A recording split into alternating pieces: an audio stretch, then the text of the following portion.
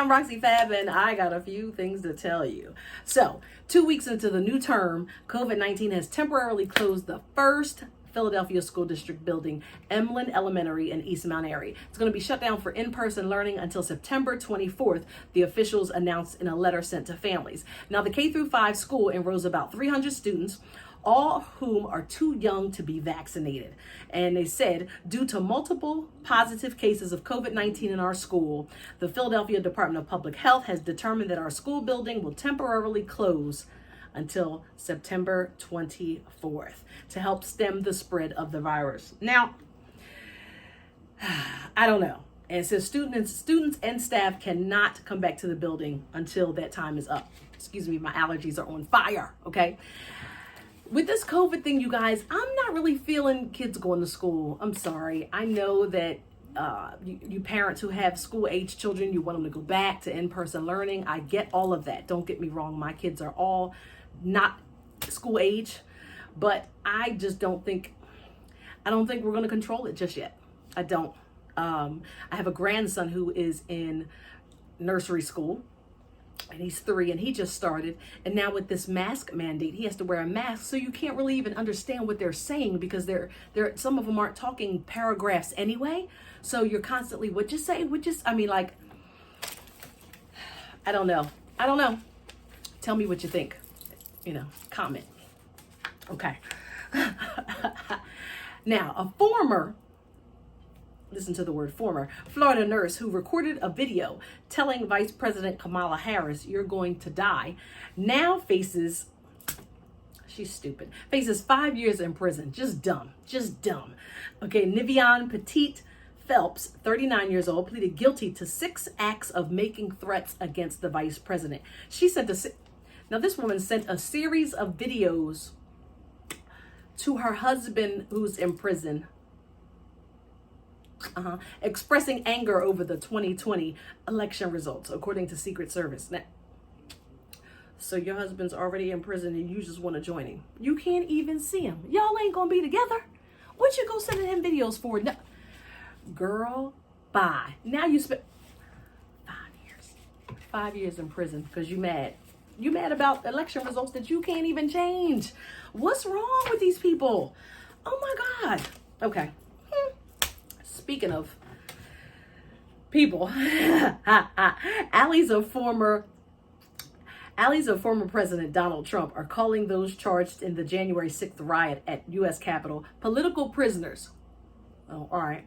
Such rhetoric ahead of a rally planned for Saturday. Yeah, they got another rally planned for Saturday at the Capitol. Is the latest attempt to explain away what played out for all of the world to see when the rioters loyal to Trump stormed the building to try to stop Congress from certifying the election for President Joe Biden. Many Republicans who had voted to challenge Biden's victory have not said if they will attend the rally. Now, see, I feel like if they can attend the rally, they need to be fired. They need to be replaced with who they were running against. I'm serious. I think like if you're allowed to, so you're allowed to attend these rallies when you're in a position of power? Huh? I don't even get it. What? Y'all need to be fired. All right. Any Republicans, anybody, any governors, if y'all attend this rally, you should be fired. Whoever you were running up against should take your place. That's all I have to say on that one.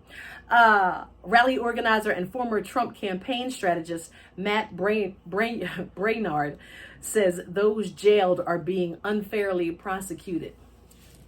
You know how many people are being unfairly prosecuted? We're not even going to get all into that, Matt, of how many people are being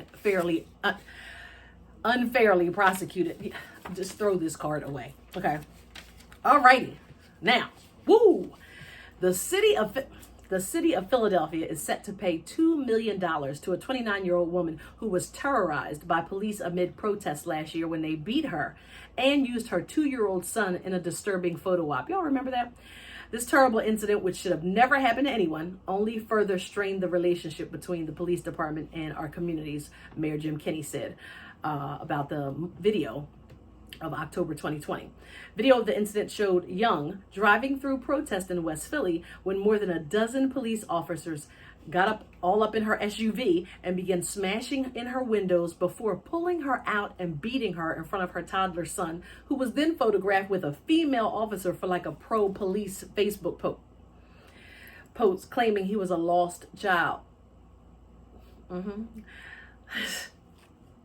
We got enough problems already.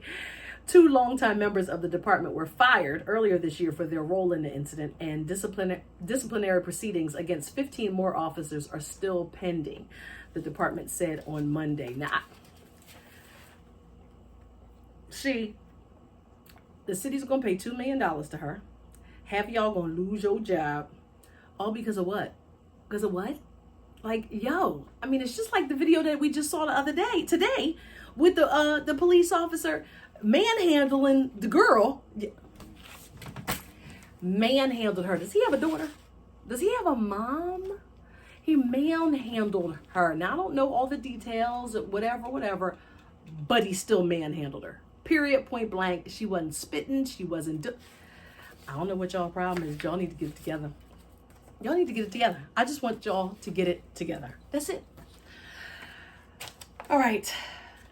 I don't have any more news to talk about today. Over the weekend, it was my birthday. Shout out to everyone who sent me cards and text messages and Facebook posts and tweets and Instagram posts and all that. I deeply appreciate it. I'm blessed to be here on the earth when, so many have been taken away from us due to life, violence, and COVID as well. So I'm definitely blessed to be here, and I thank God that I'm here to see 53. So thank you for all of that. Now, I will say one more thing that I wanted to read to you guys before I tell you my smoke of the day, which I have really smoked already, but I'm still going to tell you about it. So this thing is called a Daily Ohm, and this one is called One Day at a Time. It says, taking one step at a time makes life much easier to navigate rather than always looking at the big picture. The years of our life do not arrive all at once. They greet us day by day. With the descent of each setting sun, we are able to rest our heads and let the world take care of itself for a while. We may rest assured throughout the night, knowing that the dawn will bring with it a chance to meet our lives anew, donning fresh perspectives and dream-inspired hopes. The hours that follow before we return to sleep once more are for us to decide how we want to live and learn, laugh, and grow.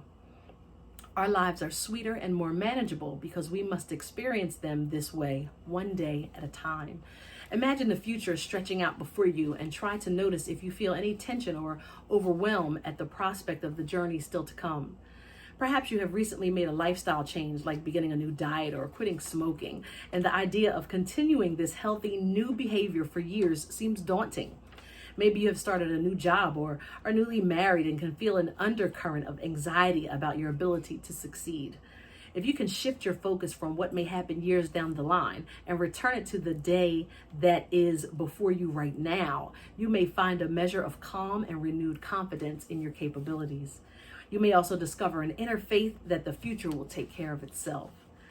The way we show up for our lives today and tomorrow has an enormous effect on who we will be and what we will be experiencing years from now. If we can remain fully engaged in the day at hand, enjoying all it has to offer and putting our energy into making the most of it, we will find that we are perfectly ready and capable to handle any future when it arrives. That is by Madison Taylor, and she writes something called a Daily Ohm every day. So let's stop looking down the line at the bigger picture and live one day at a time. I know it's very hard for a lot of us to do, but we can do it. Let's start looking and be grateful and thankful for what we have right now and stop worrying about down the line. Let's focus on today. So today's Roxi smoke of the day, I left the label over there, but it's Drew Estates Deadwood Tobacco Fat Bottom Betty Robusto. So this stick is infused. It's Oh my God, it's a medium to full bodied with complex flavors with every draw. Like every draw, it's something different. I love this cigar. It's a Nicaraguan, blah, blah, blah, right? It's a Nicaraguan binder and filler with a Maduro wrapper. And I just feel like if you can get this cigar, you need to go and try it. I truly believe that you will not be disappointed. So again, I'm down to the nitty bitty, but I was like, this is what I'm going to talk about today.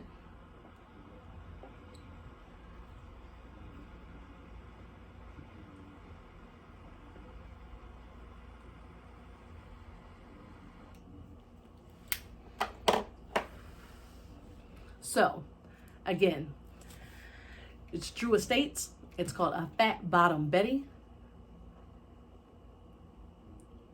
And I'm telling you, you'll love this cigar. Make sure you store it in your humidor at the proper temperature and enjoy it. Enjoy it with a cup of coffee, a glass of your favorite rum, or your favorite whiskey. All right? All right, you guys. I'm Roxy Fabbin. That's it. I'll see you soon. Again, thank you for the happy birthday shout outs. I appreciate you.